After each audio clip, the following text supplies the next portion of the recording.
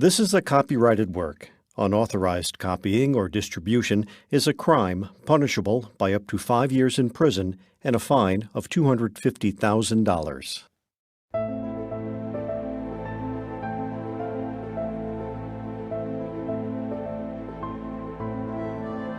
Scholastic Audio presents Dragon Masters, Book 20, Howl of the Wind Dragon by Tracy West, read by Emily Ellett.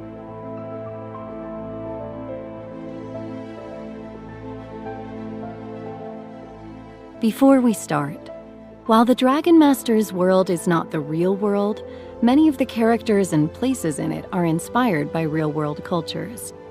For this reason, I'll be pronouncing the names of these characters and places the way they'd be pronounced in the real world. These pronunciations may differ from how you think a name might sound, based on its spelling alone.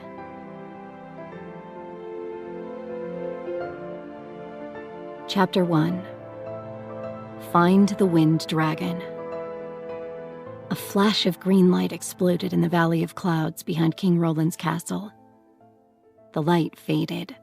4 dragon masters and their dragons appeared in the big grassy field. Drake and his brown dragon Worm, the earth dragon, had transported them all there. Bo and his blue water dragon Shu, Opeli and her lava dragon Ka, and finally Manawa and his sea dragon Tawny. Tawny was twice as big as any of the other dragons. Beautiful orange and yellow scales covered her body. Gills sprouted from each side of her enormous head. Griffith the wizard and Dragon Masters Anna and Rory had been waiting in the valley. Rory's dragon Vulcan was with her. They all stared with wide eyes at Tawny. They'd never seen her before. "What a big dragon!" Rory cried. "This is Tawny, the sea dragon," Bo explained, "and Manoa is her dragon master."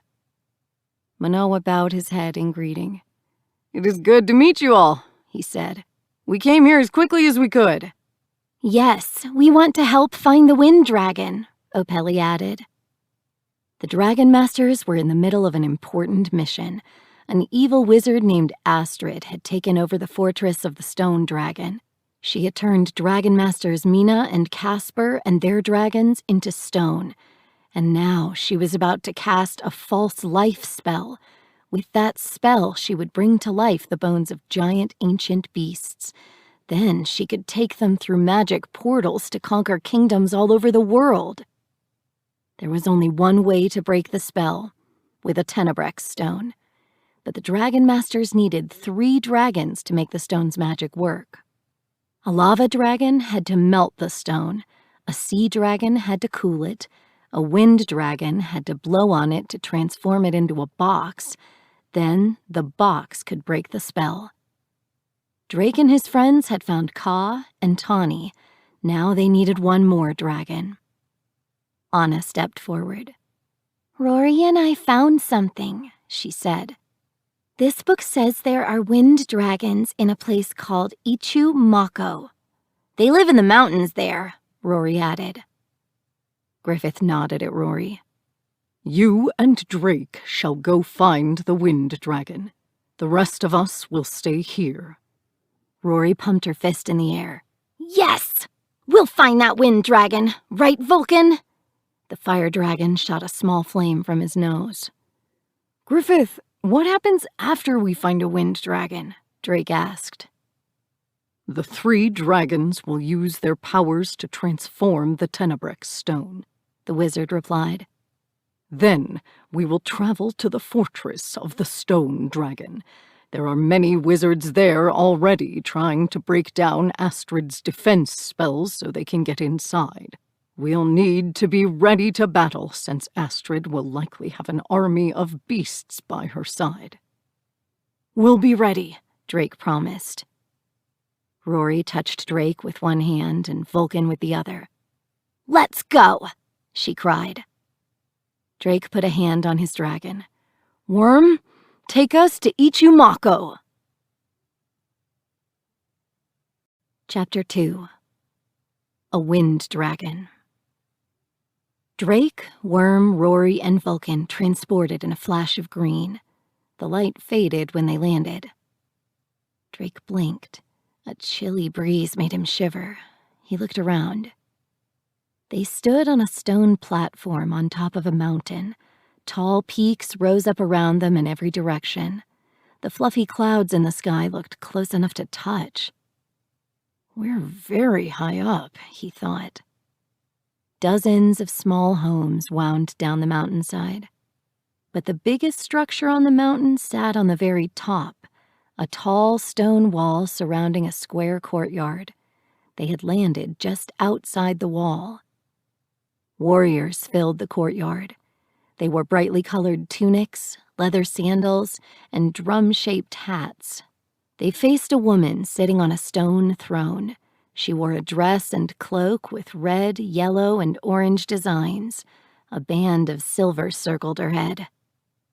"She must be their queen," Drake guessed. And right next to her... "That's a wind dragon!" Rory cried. "Just like the picture in the book!" Pale purple and white feathers covered the dragon's body and wings. She had long, slim ears and a face that reminded Drake of a horse. "Look at the girl next to the dragon," Drake said. "Is she a dragon master?" The girl had black, braided hair that reached her waist. She wore a colorful skirt and a red jacket over a white shirt. The sun glinted off a green gem hanging around her neck. "Yes, she wears a dragonstone just like we do," Rory said. "We need to talk to her." "Wait," Drake said. "There are a lot of warriors. They might attack when they see two dragons." He looked at Worm, and his dragonstone glowed as the two of them connected. "Can you communicate with the wind dragon? We need to know if it's safe for us to approach." Worm closed his eyes. His body glowed soft green. Soon, Drake heard Worm's voice in his head. "I can sense the dragon's energy, but I can't get through to her. She is very upset. Something isn't right." "Worm says something's wrong here," Drake told Rory. "I know," Rory said. "Look!" She pointed to the dragon's leg. Drake squinted to see. A thick silver chain bound the dragon to the queen's throne. Chapter 3. Queen Amaru. The wind dragon gazed at Drake, Worm, Rory, and Vulcan across the courtyard. Drake thought her yellow eyes looked sad. "Dragons should never be chained up," he said. Rory climbed on Vulcan's back. "We need to fly in there and free that poor dragon." "We have to do something," Drake agreed. "But we have to be careful. Those warriors have weapons, rocks, and slings." Rory's eyes narrowed. "We can fight them." "We should try talking to their queen first," Drake said. "Worm can transport us right next to her throne. That will be safer than flying in over the warriors." Rory frowned. "Fine." She climbed down. Worm transported them to the throne. The warriors pointed and shouted. The girl with the wind dragon stared at the dragon masters and their dragons. "Silence!" the queen yelled, and the warriors settled down. She turned to Drake and Rory. "Do not dare try to attack with your dragons. We will destroy you." The queen's voice was loud and angry, and Drake trembled. Even Rory looked afraid. Drake bowed. "We're not here to attack," he promised. "I am Drake, and this is my dragon Worm. That's Rory and her dragon Vulcan. We're from the kingdom of Bracken, and we need your help." "I am Queen Amaru," the ruler replied. She eyed Worm and Vulcan. "Why do you need my help when you have two strong dragons with you?" Rory chimed in. "An evil wizard is casting a dangerous spell. We need your wind dragon to help stop her." "We won't take long," Drake added. Queen Amaru glared at them. "Do you think I am a fool? This is a plot to steal my dragon." "Your Highness, it's not a plot, we promise," Drake said. "The whole world could be in danger." "I'm afraid this is your problem, not mine." the queen replied. Then she gave Drake a snake-like smile. "But you are welcome to stay here with us. I would like to get to know your dragons better." The way she said it gave Drake a chill. "We don't have time for this," Rory burst out. "If you would just—" Drake grabbed Rory's sleeve. We just need to talk about it," he told the queen. Queen Amaru frowned. "Be quick." Drake, Rory, Worm, and Vulcan moved away from the throne. "That queen is bad," Rory whispered. "Drake, have Worm use his powers to free the wind dragon. Then we can all get out of here." Drake looked at his dragon. "Will Rory's plan work?" Before Worm could answer, loud screeching sounds filled the air. A flock of large black birds with white necks and pink wrinkled faces swooped down from the sky. They began to peck at the warriors. The warriors swatted at the birds. "What is going on?" Drake wondered, and then he heard a voice behind him. "Please, Dragon Masters, can you help me?" Chapter 4. Capture the Dragons. The Wind Dragon's Dragon Master came up behind Drake and Rory. "I am Quilla, and we don't have much time," the girl whispered, looking over her shoulder. "Wayra asked those birds to attack the warriors so I could talk to you." "Wayra? Is that your dragon's name?" Rory asked. Quilla nodded. "Yes, we need your help," she said. "Queen Amaru is very cruel. A few months ago, her warriors captured Wayra. The queen tried to control her, but Wayra wouldn't listen to her." "Only a dragon master can communicate with a dragon," Drake said. "Right. So then the queen's wizard found me," Quilla said. "Wayra and I already have a strong connection, but Queen Amaru doesn't know that. She wants me to ask Wayra to do bad things." Rory frowned. "What kind of bad things?" "She wants Wayra to use her powerful winds to destroy a village," Quilla replied. "But the people haven't done anything bad. Queen Amaru is just angry with them." "Is that why you're pretending you don't have a connection with Wayra?" Drake asked. "Yes," Quilla replied. "But I can't fake it much longer."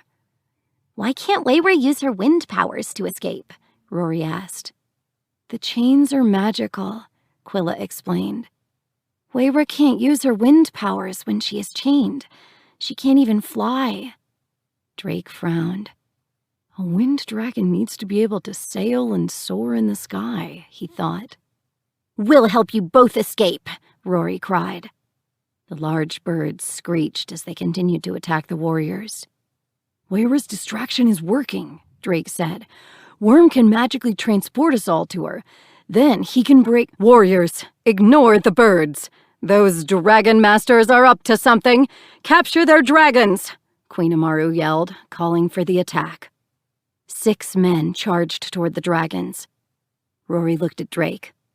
"Free Wayra. Vulcan and I will keep the warriors busy." Rory climbed on Vulcan's back. "Vulcan, fire!" Vulcan shot a flaming fireball at the attackers. The warriors jumped out of the way. Drake, Quilla, and Worm hurried to the wind dragon's side. Queen Amaru shook her fists. "Warriors, stop them!" she yelled. "Worm, break those chains!" Drake cried, pointing. Worm glowed green. 5 men raced toward him. Rory and Vulcan zoomed down from the sky. Vulcan shot a stream of fire at the warriors. They scattered. The silver chains holding Wayra began to glow green. They trembled. Then they broke into tiny pieces. Queen Amaru's face turned red. "Do not let my dragon get away!" A third group of warriors charged at Wayra. She reared back and howled. Chapter 5. On the Mountain. Ow! A mighty wind blew from Wayra's mouth. It glowed with pale purple energy. Rory and Vulcan flew above the gale, escaping its blast, but the force of the wind sent the warriors sprawling backward. Quilla jumped onto Wayra.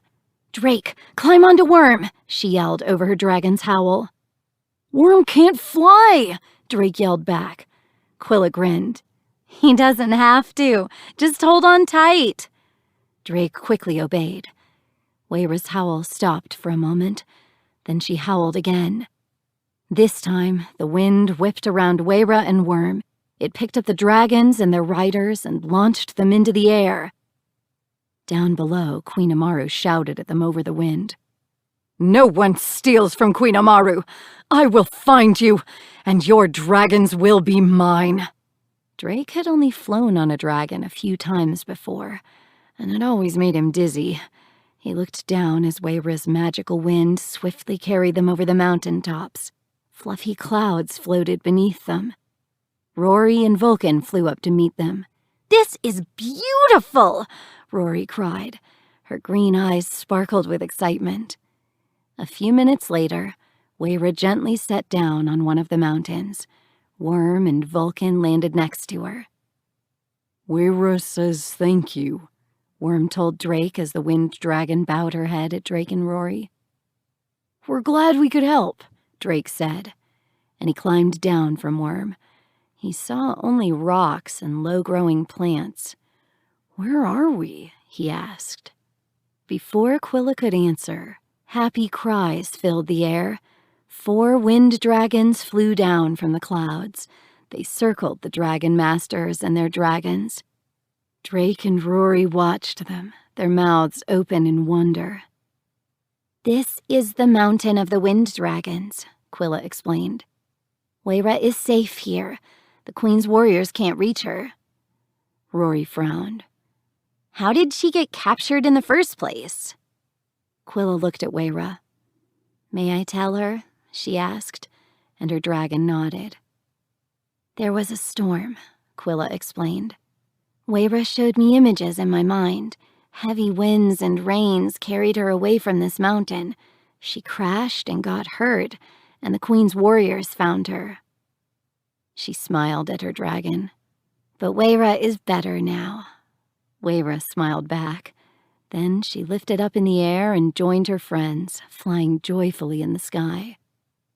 "Quilla, we need to ask you a favor," Drake said. "Like we told Queen Amaru, we need Wayra's help." "You shall have it," Quilla replied.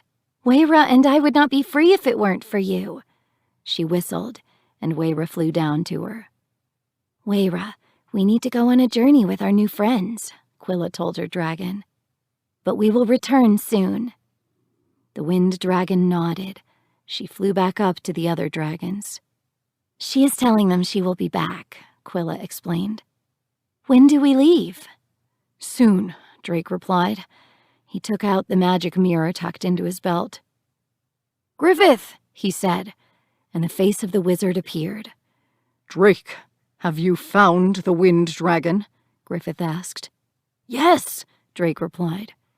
"Good," Griffith said. "I need you all to transport to Balerion right away." Chapter 6. The Glowing Bones. The wizard's face disappeared from the mirror. "Balerion?" Rory asked. "Why is Griffith at the Castle of the Wizards?" "We'll find out," Drake replied. He explained to Quilla and Wayra how Worm could use his powers to transport them there. Then they all left the mountain and arrived in Balerion in an instant. They landed outside the castle, on the cliffs overlooking the sea. Quilla gazed up at the Castle of the Wizards. Its tall stone towers rose high in the sky. Gianna, the head wizard, and Griffith rushed toward them. Griffith's eyes lit up when he saw Wayra. "A wind dragon! Well done," he said.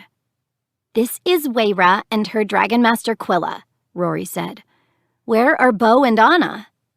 "They're back in Bracken guarding the castle," Griffith explained. "You are just in time," Gianna said. "Astrid is casting the false life spell." "Is Astrid the evil wizard you were telling Queen Amaru about?" Quilla asked Drake. "Yes," Drake replied. The head wizard snapped her fingers. and a small gazing ball appeared in her hand. She passed her palm over it. An image formed. Astrid floated above the sand in the Garden of the Beasts. Giant bones all around her glowed with red magic. They were starting to shake and move. The image faded. "The bones are coming to life," Gianna said. "I will go to the fortress now to help the wizards break in, but you must transform the Tenebrek stone and get to Navid as fast as you can. It's the only way we'll undo her terrible spell." Gianna snapped her fingers again. Poof! She disappeared. "Quickly, follow me to the beach," Griffith told the Dragon Masters. "We will transform the stone there." Chapter 7. The Tenebrek Stone. Griffith, Drake, Rory, Quilla, and the 3 dragons arrived on the beach. Opeli, Ka, and Manawa waited for them there. Tani floated in the sea, and Echo, the dragon mage, stood nearby with her thunder dragon Nehru. Griffith opened the pouch he wore. He took out a white stone the size of a turnip, and perfectly round and smooth. He placed it in the sand. "There are 3 steps to transform this stone," he began. "First, Ka must melt it." Opeli nodded. "Ka, melt the Tenebreks." The lava dragon stomped up to the stone. His body glowed orange as lava rippled through it. Then he shot a stream of hot lava at the Tenebrek stone. It bubbled as it began to melt. "Now Tani must cool it with seawater," Griffith instructed. "Tani, soak the stone!" Manawa cried. The sea dragon aimed a blast of water at the stone. Steam rose from it as the Tenebrek stone stopped melting. It cooled into a flat, rippled shape. "Now the wind dragon must blow on it in order to transform it," Griffith instructed. Quilla pointed at Wayra. "Use your wind power on the stone." Wayra blew on the stone. Her magical, pale purple wind swirled around it. The wind picked up the stone and swirled faster and faster. Bright sparks of purple light shot from the Tenebreks. The wind died down. The transformed stone slowly floated back to the sand. It no longer looked like a white ball. Now it looked like a box swirling with purple, orange, and turquoise colors.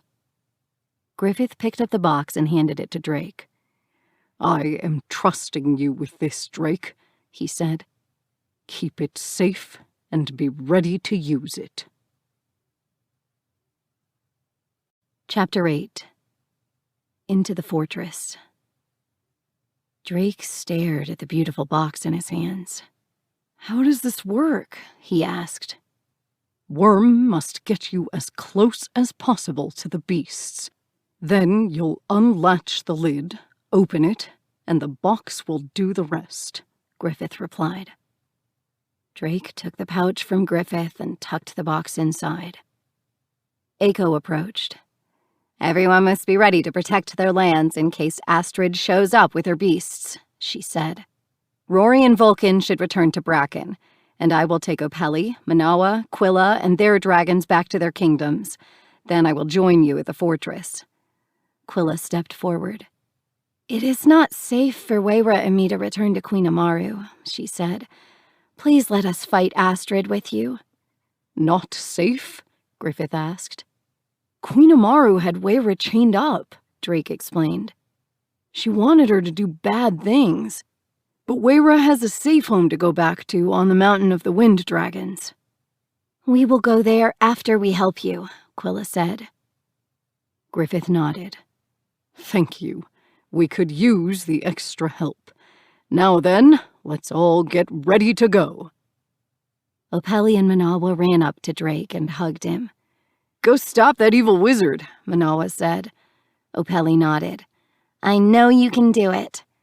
"Thanks for all of your help," Drake replied. Then Eiko touched her purple dragon. "Nehru, create a portal to our first stop, Kapua." Nehru let out a roar that sounded like thunder. Then a hole made of swirling purple energy appeared in the air. "Step into it," Eiko instructed Opeli and Manawa. The Dragon Masters and their dragons entered the portal. Eiko and Nehru followed them. "I will see you in Navid," Eiko called out, and the portal closed. Rory climbed onto Vulcan. "Goodbye, everyone. Quilla, you and your wind dragon are awesome." Quilla replied, "Thank you for your help." Rory and Vulcan flew off toward Bracken. Drake turned to Quilla, Wayra, and Griffith. "Gather around Worm," he cried. Seconds later, they all landed outside the fortress of the Stone Dragon. A line of soldiers stood at attention, along with a woman wearing a crown. "Who are they?" Drake asked. "I contacted Princess Daria of Navid," Griffith explained. "She and her soldiers are standing by in case Astrid attacks this land." Jaina and dozens of other wizards stood between the soldiers and the fortress. Bright white magic streamed from the wizards' fingertips. It pushed against a band of red magic that circled the stone walls. "Stand back," Griffith warned the Dragon Masters. The white light grew brighter. Suddenly, it exploded. The wizards tumbled backward. When the light faded, the red magic circle was gone. Astrid's defense spells had broken. Jaina and some other wizards pointed at the heavy stone door blocking the entrance. It lit up with white magic and slid open. "Find Astrid!" Jaina yelled, and the wizards rushed inside. Chapter 9.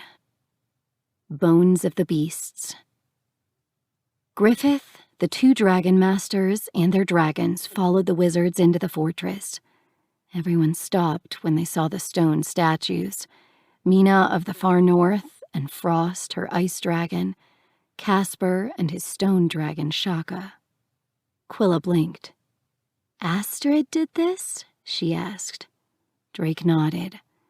Jaina pointed to a group of wizards. "Stay here and free them from the stone." 6 wizards ran over to the statues. "The rest of you will come with me," she instructed. "Astrid is with the bones. Drake, where can we find them?" "Follow me," Drake replied, and he and Worm led the way. They marched over to the entry to the Garden of the Beasts. A bright red light shone from inside. Drake shaded his eyes. Through the light, he saw giant beasts made of bones.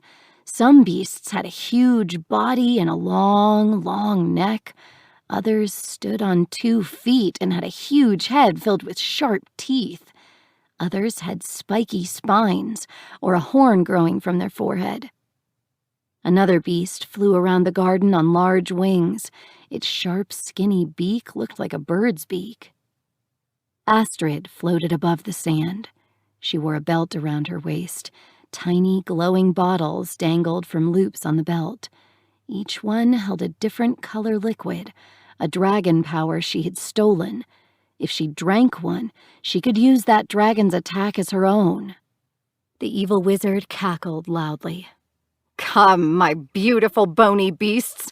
Together we will conquer the world." A swirling red portal opened up behind her. Drake darted forward. "I have to use the Tenebrex box."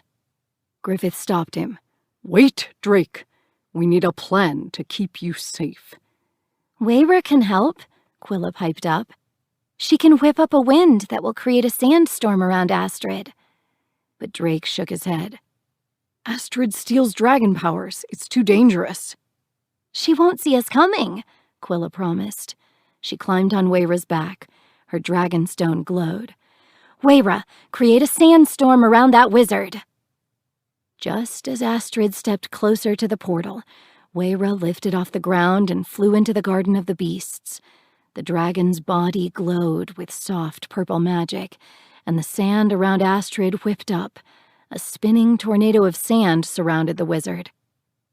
"Drake, now," Griffith urged. Chapter 10. Lost and Found. The sand swirled around Astrid. The bone beasts stomped their feet and swung their necks, confused. Astrid was losing her control over them, thanks to Wayra's sandstorm.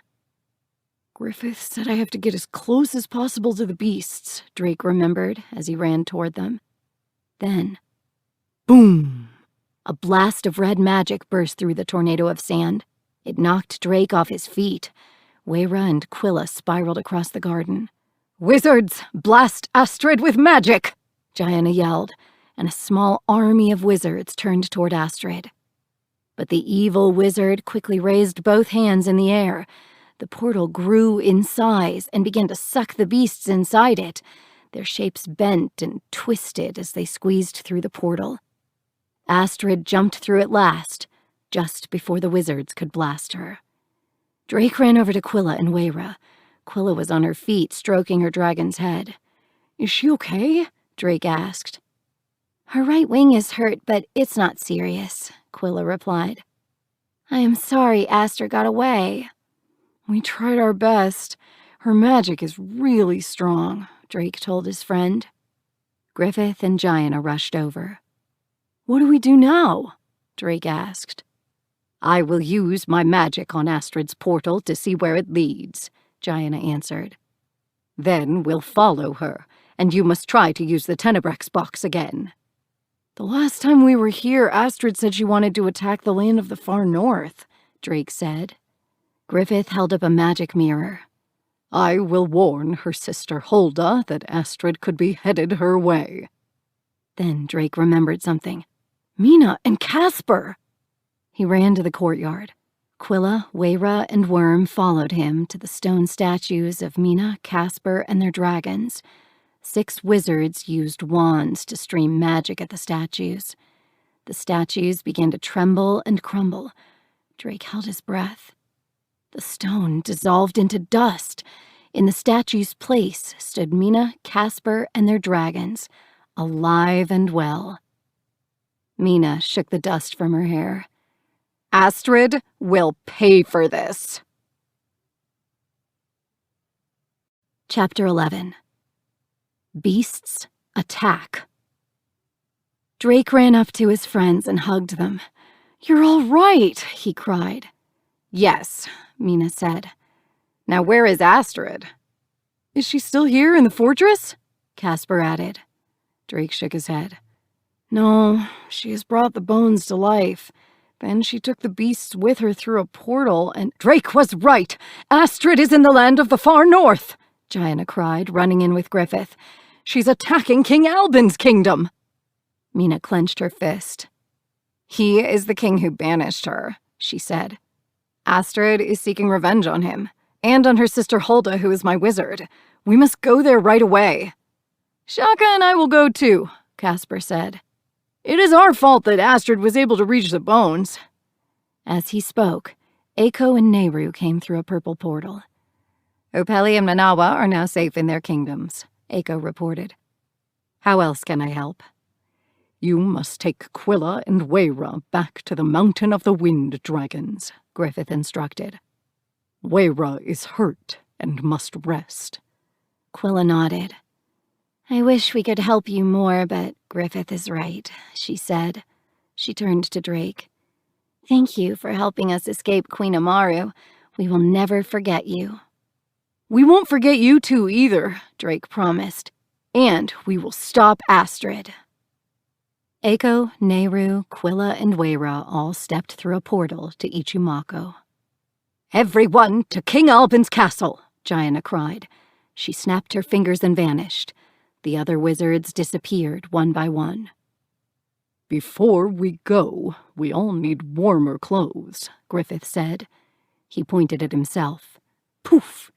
Now he was dressed in warm, furry clothes. He did the same for the Dragon Masters. Then Worm transported Drake, Griffith, Mina, Frost, Casper, and Shaka to the land of the far north. They appeared outside the wall protecting King Albin's kingdom. The wizards were there too, and Drake saw that Hulda had joined them. A thin layer of snow coated the ground.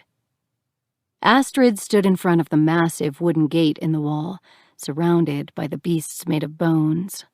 The large bird-like creature swooped overhead, making an eerie wailing sound. Zap, zap, zap. Astrid attacked the wizards with powerful blasts of red magic. Then she saw the dragon masters and their dragons. Beasts! Attack those 3 dragons, she commanded. Chapter 12. Dragons versus Beasts. The beasts all turned and faced the dragons. Worm began to glow green. Shaka stomped her massive feet. Frost flapped his wings. What should we do now? Drake asked the others. We must go into battle, Mina yelled. But if our dragons use their powers, Drake replied, then Astrid will capture the powers and use them against us. You could be turned to stone again. We wizards will keep Astrid busy, Griffith promised. Drake, you and Worm must get as close as possible to the beasts and open the Tenebrex box. Mina, Casper, you must battle the beasts. They are only alive by magic, and they are just bones. Destroy them if you must. We will do what we have to, Casper cried. Mina turned to Drake. We'll try to force the beasts to group together, she told him. When the time is right, have Worm teleport you into the middle of them. Drake nodded. Got it. Wizards surrounded Astrid, quickly trapping her in a magic bubble. Shaka, charge! Casper yelled. The stone dragon charged toward some of the beasts. Bam! Shaka butted heads with a beast with a thick skull. The magical beast let out a strange, deep roar. Mina and Frost flew toward a long-necked beast that towered over Frost. Frost, ice attack, Mina cried. Frost's body glowed with blue light. He shot icy breath at the giant beast. The ice froze the creature's long neck, the bones shattered, and the beast crashed to the ground. The crash startled the beasts nearby, and they pushed back toward the other group. On that side, a new beast ran toward Shaka, aiming to ram the stone dragon with a sharp horn. Smash! The powerful stone dragon stomped on the ground, making it shake. The beast fell on its side, and the bones landed in a messy pile. Then Mina and Frost flew overhead. They circled the beasts, drawing them closer together. Drake glanced at Astrid. The wizard still had her suspended in the magic bubble. Mina flew past Drake. Use the box now! Drake thought quickly. Worm, transport us closer to the beasts. In a flash of green light, they landed in the center of the creatures. A long, bony tail thrashed at Drake, and he jumped to the side. He heard Worm's voice in his head. I can freeze the ones closest to you. Drake knew what that meant. Worm didn't freeze things by making them cold like Frost did. He froze them with his mind, and they stopped moving. Worm's body glowed. The beasts around Drake froze. He took the Tenebrex box out of his pouch and set it down on the snow. Then he reached for the latch on the lid. Boom! Before he could open it, a blast of red magic rocked the land of the far north. Drake fell backward, away from the box. Astrid burst through the wizard's magic bubble. She floated in the air over to the box. You will not stop me, she yelled, reaching for the magical box. Chapter 13. The Magic of the Tenebrex. No! Drake cried, lunging for the Tenebrex box. Suddenly, Mina swooped down on Frost and yanked the belt off Astrid's waist. The glass bottles clanked together. Astrid landed on the ground. Give that back! Astrid shrieked, reaching for the belt in Mina's hands. Her fingers grazed the bottles. Shaka stomped up to Astrid, roaring. Shaka, make a pit! Casper cried. Shaka stomped, and a huge hole opened up in the frozen ground. Drake pushed Astrid into it. Frost, ice, Mina yelled as they flew past the pit. The ice dragon breathed, and a thick layer of ice covered the pit. Through the ice, Drake could hear the evil wizard's muffled, angry screams. "This ice will not hold me!" Griffith, Gianna, Hulda, and the other wizards quickly surrounded the pit. "Now, Drake," Worm told him. Drake opened the lid of the Tenebrax box. Streams of purple, orange, and turquoise magic shot out, lighting up the sky.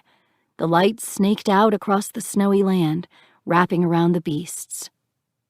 First, the beasts stopped moving.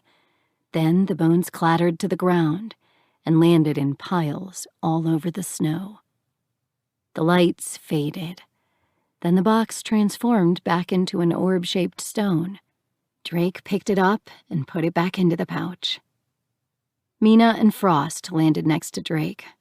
"You did it!" Mina cried. Drake gazed around at the lifeless bones. "Yes, we all did it," he said. "The false life spell has been broken, and Astrid is trapped." Whoosh! A beam of bright white light shot through the icy pit holding the wizard. The light melted all of the ice. Chapter 14. A Sister's Plea. Astrid floated up out of the pit, and light streamed from her mouth. She held an empty bottle in her hand. She must have grabbed a bottle of dragon powers when she was struggling with Mina, Drake guessed. But I've never seen a power like that. She's unstoppable. Unless... It's a risk, but there's no choice now. "Worm, freeze Astrid!" Drake yelled. Worm's body glowed green again, and Astrid stopped moving in midair. The light stopped streaming from her mouth. "Her magic is very strong," Worm told Drake. "I can't hold her for long." "Worm needs some help!" Drake yelled, and all the wizards stepped forward. They pointed at Astrid and surrounded her in another magic bubble. Hulda pleaded with her sister. "Astrid, it doesn't have to be this way. I know you were angry with King Alban, but revenge will not solve anything. Surrender to us. End this now." Astrid looked frozen in the bubble, but then her eyes glowed red, the color of dark magic. Her mouth began to move. She's resisting the powers of Worm and the wizards, Drake realized. "Do you think I can be beaten so easily?" Astrid asked. "After I take King Alban's kingdom, I will grow stronger. I will keep defeating lands until I rule the world." She cackled with evil laughter. Then the magic bubble burst. A swirling portal opened up in the air. Worm's energy still held her, but she managed to reach toward the portal. "She's going to escape!" Mina cried. Casper stepped forward. "She won't get away this time! Shaka, use your secret power! Turn her to stone!" Chapter 15. A Visitor. 2 gray beams of light shot from Shaka's eyes as Astrid moved closer to the portal. The dragon's power beams hit her. Instantly, the wizard's body turned to stone. Everyone was silent for a moment. Shaka's body stopped glowing. Worm gently lowered the statue to the ground. Hulda walked up to her sister and touched her face. "Astrid is a statue," Hulda said. Mina joined Hulda. "I'm sorry that I could not stop her from reaching the beasts in the first place." She looked down at the snow. Hulda patted Mina's arm. "My sister was too powerful for her own good. No one could stop her alone. It took all of us working together to do it. And I know King Alban will be relieved that Astrid is no longer a threat to him and his people." "Can she break through the stone with her magic?" Casper wondered. "She should not be able to escape," Gianna said. "But we will bring her to the Wizards' Council prison to make sure." "What happens now?" Drake asked, handing the pouch with the Tenebrex stone back to Griffith. "Now you shall all go home and rest," Griffith said. I could use a warm bath and some onion stew, Drake admitted. Griffith turned to Gianna. I will help you take Astrid to the prison. Can one of your wizards help get Casper and Shaka back to Navid? Gianna nodded. I'll take care of it. Drake hugged Mina and Casper goodbye. Drake, you will always have a friend in Navid, Casper said. You are more than my friend now, Drake, Mina said. You are my brother. Drake smiled. I've always wanted a sister. Griffith magically returned their clothes to the way they were before. Poof! Then Drake touched his dragon. Let's go home now, Worm. The dragon transported them to Bracken, to the Valley of Clouds outside the castle. Drake yawned. It's warm and sunny here, he said. How about a nap? That sounds nice, Worm replied. Drake slid down and rested against Worm's back. He closed his eyes. A few minutes later, he felt something on his arm. He looked down, expecting to see a field snake or maybe a toad. He blinked.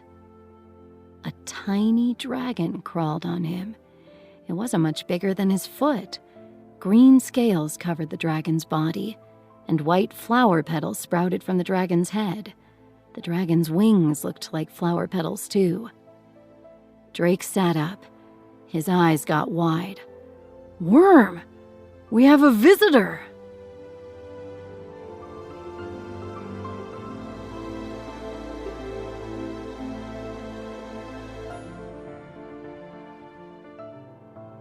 This is Emily Ellett. We hope that you have enjoyed this production of Dragon Masters Book 20, Howl of the Wind Dragon, by Tracy West. This audiobook was produced by Dion Audio Services and directed by Brian Lincoln.